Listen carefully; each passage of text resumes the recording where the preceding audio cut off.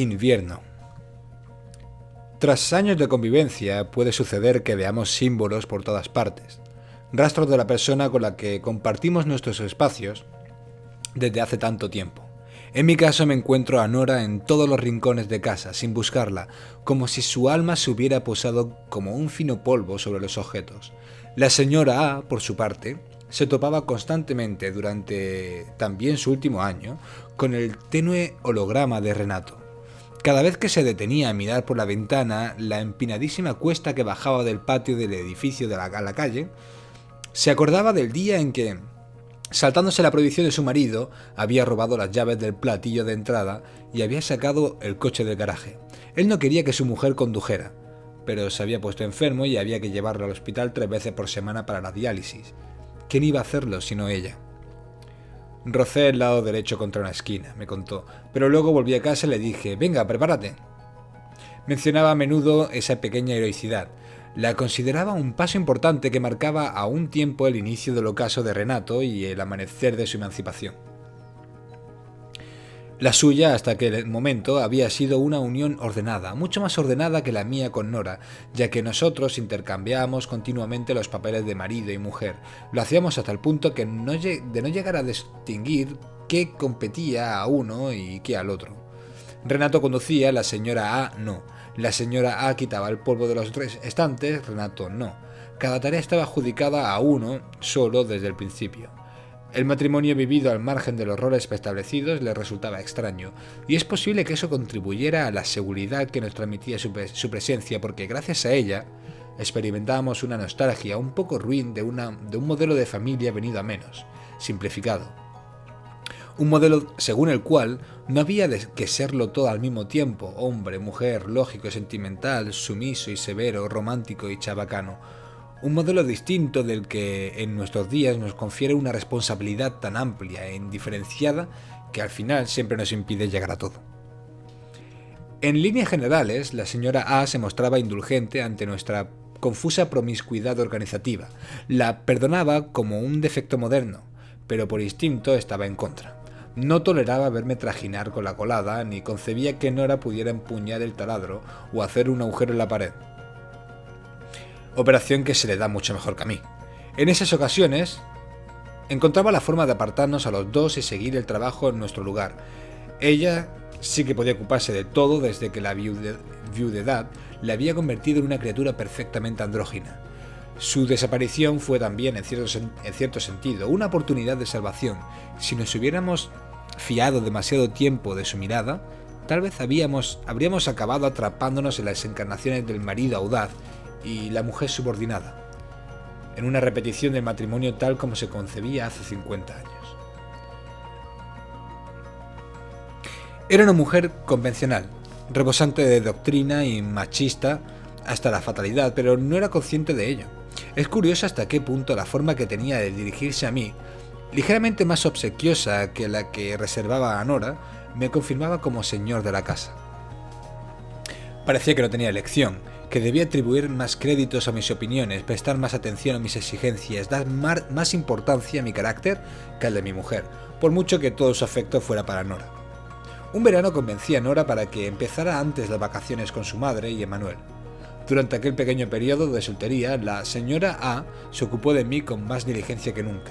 Se deleitaba preparando platos que Nora le había prohibido y con frecuencia se quedaba también a cenar, cosa que no había hecho nunca, para hacerme compañía.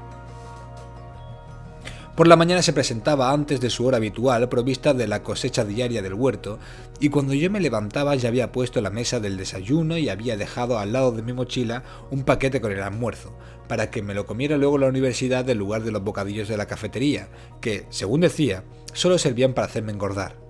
Llegué incluso a comprar un ramo de gerberas naranja que colocó en el centro de la mesa. Jugaba a ser la esposa entregada y yo no se lo impedía. Era un mes de julio bochornoso, y aún no habíamos instalado el aire acondicionado, por lo que solía pasearme por el piso en ropa interior, con la impresión de que sus ojos me seguían, de que les daba placer mirarme. Por absurdo que pueda parecer, al cabo de una semana flotaba por las habitaciones una leve carga erótica. Cuando Nora volvió, ya me había acostumbrado a aquella extraña confianza. La primera vez que me vio aparecer en calzoncillos delante de la señora A, me pidió que la acompañara al dormitorio y, una vez allí, me ordenó que me pusiera los pantalones. ¿Ahora tiene celos hasta de Babette?, pregunté tomándole el pelo. ¿Sabes qué? No le veo dobles intenciones. Pero no deja de ser una mujer, contestó ella muy seria. Que no se te olvide. La ventana desde la que Renato, con el corazón en un puño, vio a la señora A abordar la rampa al volante de su coche es la misma desde la que ella, en febrero del año 2012, observa la nada. Una perturbación atlántica se ha situado en el norte de la península y ha descargado en poco tiempo más nieve de la que habíamos visto en los últimos 10 años. La temperatura no supera los 0 grados, ni siquiera en las horas centrales del día, y en las calles se han aparecido pasillos resplandecientes de hielo en los que la gente resbala y se rompe una muñeca, un tobillo, el sacro. Los servicios de urgencias están colapsados, de manera que el Departamento de Protección Civil ha recomendado a todo el mundo que se quede en casa. Y la señora A es de las pocas personas que obedecen. Ninguno de los inquilinos se ha molestado en quitar la nieve del patio. Antes que hacer ese esfuerzo, prefieren aparcar junto al bordillo. Ella era la única que salía con una pala, cuando aún tenía fuerzas, cuando había un buen motivo para salir, y el buen motivo éramos nosotros. Si nevaba, tratábamos de convencerla de que se quedara en casa a pasar la noche. Poníamos una cama plegable en la habitación de Manuel, pero la señora A siempre quería volver a su casa, quizá porque el espíritu de Renato la esperaba para cenar, de modo que se enfrentaba a las carreteras resbaladizas para llegar a Rubiana a bordo de su microscópico coche.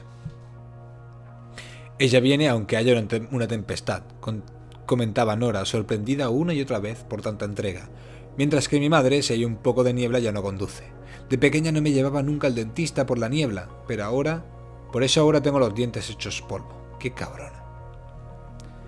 Si desde el exterior alguien distinguiera ahora el perfil de la señora A en la ventana, no sabría si pertenece a un hombre o a una mujer. La delgadez ha borrado sus atributos femeninos. En su cabeza calva y como reducida, lleva el gorro de noche de color verde menta, con el tercer ciclo de quimioterapia, de repente se le ha caído todo el pelo. Y por lo general viste unos pantalones y un jersey oscuros, que le quedan tan anchos como un uniforme carcelario. Eso es precisamente estos días, una prisionera. La esponjosa capa de nieve que hay en el suelo, un espectáculo que siempre la ha embelesado, le parece un abismo infranqueable. El mal tiempo la mantiene recluida en su piso durante 14 días consecutivos. El marido de Giulietta le lleva a la compra 2 veces, una compra genérica muy distinta de la que habría hecho ella misma.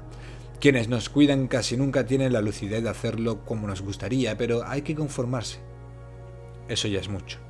Unos cuantos grumos de nieve se despegan de las botas del señor mientras le hace las preguntas de rigor y luego se funden en el suelo del vestíbulo, no más allá, en un charquito que no se molesta en limpiar.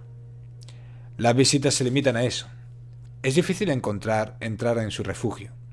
El cáncer, su peor enemigo, es la única compañía que le queda.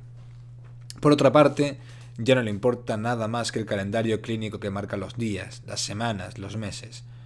Ahora pasa las tardes enteras en la cama, con el televisor encendido, dormitando entre las imágenes de chicas exuberantes que hablan de sus muchos novios. Se lo cuentan a ella, que ha sido fiel a un mismo hombre toda su vida. La señora A no las juzga, no las envidia. Sencillamente pertenecen a una nueva raza, son extraterrestres, y sus aventuras apenas le importan. La verdad es que la PET y el segundo TAC revelaron un fracaso absoluto del tratamiento.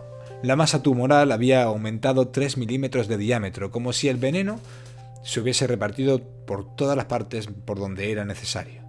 El sacrificio del pelo, los 13 kilos que había adelgazado y todas aquellas vomitonas tan desagradables no habían servido para nada. La oncóloga que la llevaba desde el principio no mostró la más mínima emoción al anunciarle los resultados. De hecho, no mostraba nunca emoción alguna. Pero era un rasgo de su carácter que la señora A había llegado a apreciar, aunque después de haberlo sufrido mucho. La doctora tenía la frialdad teutónica de una estratega militar, una frialdad que iba bien con su melena cobriza, densa y abundante. No podía detenerse las repercusiones emocionales de todas las noticias que transmitía.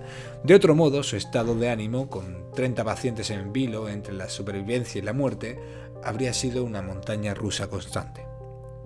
Pero hay un aspecto positivo, añadió. Por el momento no han aparecido metástasis. El tumor parece congelado. En la vista estaba también presente que Nora, que se había empeñado en acompañar a la señora A, quizá porque tenía el presentimiento de que iban a darle malas noticias. Luego me contó que la doctora había elegido una metáfora que encajaba en el contexto meteorológico para mentir a Babette. Mientras la paciente se metía en el baño para recomponer un semblante trastornado por el llanto, Nora preguntó: ¿cuánto le queda? La oncóloga suspiró, demostrando con ello cierta impaciencia ante ese tipo de preguntas. Porque tarde o temprano, en las historias de cáncer, aparece alguien que quiere saber una fecha, para analizar el sentido de la terapia, y en aquel caso se trataba de Nora. 6 meses, quizá. Con la perspectiva que nos daba el paso del tiempo, puede decidirse que la doctora fue demasiado severa, que no tuvo en cuenta el carácter excepcional de la señora A. Subestimó el cálculo casi en un 50%. Transcurridos 15 días de reclusión, la señora A se despierta con un dolor en la mano tan agudo que le entran ganas de gritar. Llama a urgencias. Los vecinos del inmueble contemplan tras los cristales la ambulancia que patina peligrosamente por la rampa. Los relámpagos de luz que iluminan la luz azul y naranja. El manto de nieve y finalmente la señora A, abrigada con una manta de aluminio mientras la sacan por la puerta de atrás. Después de esta mañana no volverá a subir a su Fiat 600, azul celeste. Se acabó la emancipación. Basta rendirse una vez para descubrir que ya no se tiene el valor necesario.